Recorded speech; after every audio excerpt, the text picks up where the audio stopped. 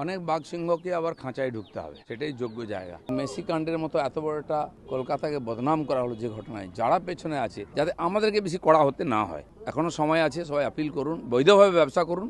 যেখানে সন্দেহ আছে, মনে হচ্ছে অবৈধ কাজ হয়েছে, নিয়ম মেনে হয়নি, সব কটা রিভিউ করবো আমরা। এবং মেসি কাণ্ডের মতো এত বড় একটা কলকাতাকে বদনাম করা হলো যে ঘটনায়, যারা পেছনে আছে তাদেরকেও ডাকা হবে আইনের সামনে, এবং সাধারণ মানুষের টাকা যেভাবে লুট করা হয়েছে সে টাকা ফেরত দিতে হবে।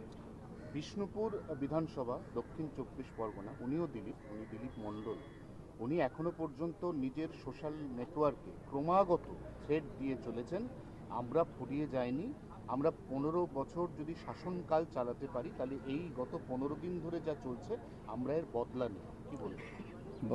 বদলি সে তো আমরা 15 বছর দেখেছি কি করেছেন, মানুষকে অত্যাচার করেছেন।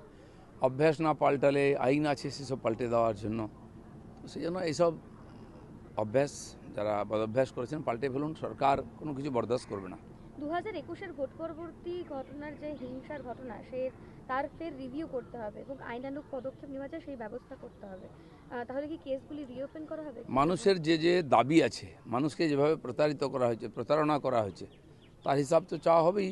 আর সব আইনগতভাবে যা রাস্তা আছে সেভাবে এগোবে সরকার। একই দিনে একদিকে সুজিত বাবু তিনি বন্দী হয়ে গেলেন, তাকে যখন কোর্টে পেশ করা হচ্ছিল সবাই সমস্যারে বলে উঠল, নচিকেতার গানের ভাষায় সকলের সমস্যারে বলে চোর চোর চোর।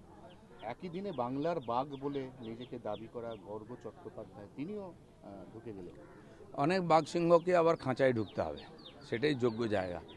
আমরা দেখেছি এইসব বড় ডায়লগ অনেকে বলতো, কারণ ক্ষমতাটা এরকম, তার অপব্যবহার করতে করতে মানুষকে কষ্ট দেওয়া হতো, সেগুলো বরদাস্ত হবে না। অবৈধ কাজের সব কিছু বৈচারিকভাবে তার সমাধান হবে। একটা অরাজনৈতিক প্রশ্ন, যে টুটু বসু তার মৃত্যু হয়েছে, সেখানে কি আপনাদের সরকারের তরফে কোনো? সরকারের ব্যাপার নয়, টুটু বসু অনেক দিন ধরে ক্লাবের সঙ্গে যুক্ত ছিলেন, ফুটবল প্রশাসনের সঙ্গে যুক্ত ছিলেন, পুরনো মানুষ, ময়দানে অনেক দিন ধরে কাঁপিয়ে বেরিয়েছেন। তো তার চলে যাওয়াটা তো ক্রীড়া জগতে একটা ক্ষতিও বটে। আমি তার আত্মার শান্তি কামনা করব। বিগত বেশ কয়েকদিন ধরে আমরা দেখেছি বিগত আমলে, সরকারের আমলে যে অবৈধ খনন হয়েছে, অবৈধ গরুর ঘাট হয়েছে, সেই জায়গা থেকে কি এসব ব্যবস্থা নেওয়া প্রথম হবে? ক্যাবিনেট মিটিংয়ে ডিসিশন হয়েছে এবং মাননীয় চিফ মিনিস্টার ডিএমদের বলে দিয়েছেন এই ধরনের যা অবৈধ চলছে সব বন্ধ করতে ইমিডিয়েট, এবং শুরু হয়। কলকাতা এবং আশেপাশে এই ধরনের অগ্নিকাণ্ড, এছাড়া অনেক পুরনো শহরগুলোতেও এরকম ঘটনা ঘটেছে, আর তার প্রপার ইনভেস্টিগেশনও হয় না। আমরা জানি এর আগে বড় হসপিটাল আগুন ধরেছিল, মর্মান্তিক ঘটনা, সেগুলো চেপে দেওয়া হয়, এবং তার যে আইনিগত বৈধতা সমস্ত কিছু সেটা দেখাও হয় না। একদিন চলেছে, টাকা পয়সা দিয়ে হয়ে যেত, আমাদের সরকার সেটা বরদাস্ত করবে না। মাননীয় সিএম বলেছেন সব নিয়ম মেনেই হবে। যেমন যেমন মন্ত্রিসভা বিস্তার হবে, মন্ত্রীরা দায়িত্ব নেবেন, তারা প্রথমে এগুলো খুঁটিয়ে দেখবেন সমস্ত ডিপার্টমেন্টে যা তার রীতিনীতি আছে, আইনগত ব্যবস্থা সব মেনে করতে হবে সবাইকে। আমিও সেজন্য আপিল করছি, সময় থাকতে এগুলো মেনে নিই, যা চলেছিল ওটা ঠিক চলেনি, ঠিক চলতে হবে, যাতে আমাদেরকে বেশি কড়া হতে না হয়।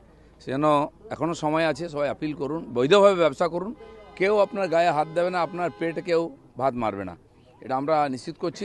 সেই জন্য বৈধভাবে ব্যবসা করুন এবং ভালো করে ব্যবসা করে লাভ করুন। আমরাও চাই আমাদের ইকোনমি স্ট্রং হোক, কিন্তু অবৈধভাবে কোনো কিছু করা যাবে না। তিলজলা, তপসিয়া এই ধরনের জায়গাতে কুটির শিল্পের মতো বেআইনি কারখানা গড়ে উঠেছে। ডেফিনেটলি আপনি বলছেন আপনাদের সরকারের ট্যাক্সও, ট্যাক্সের কোনো মা বাবা নেই। দেখুন, কারখানা থেকে আরম্ভ করে ব্যবসায় সব জায়গায় বেআইনি চলে,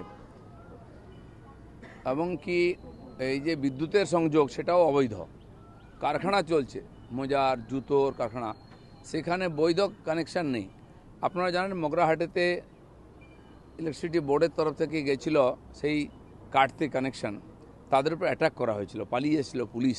এটা আজ নয়, বহু বছর চলছে। সেই জন্য ব্যবসা করবেন, পয়সা কামাবেন, সরকারকে দেবেন, এটা নয়। সরকারের রেভিনিউ কম আসে, আর সরকারের সঙ্গে যুক্ত লোকেরাই অবৈধ কাজ করে, এগুলো চলবে না। আর সেই জন্য সরকারের রেভিনিউ দরকার, যত রিসোর্স আছে আমাদের সেগুলোও অবৈধভাবে ব্যবহার হয়। অলরেডি বহু জায়গায় অবৈধ গুন্ডা ট্যাক্স বন্ধ হয়ে গেছে, বালি পাথর ইত্যাদি, কয়লার অবৈধ বন্ধ হয়ে গেছে কারবার। এই ধরনের ব্যবসাতেও যে ধরনের অবৈধ কাজ চলছে সেগুলো বন্ধ করতে হবে, নাহলে বৈধ কানেকশন নিতে হবে। সব খবরের আপডেট পেতে ফলো করুন টাইমলেস নিউজ।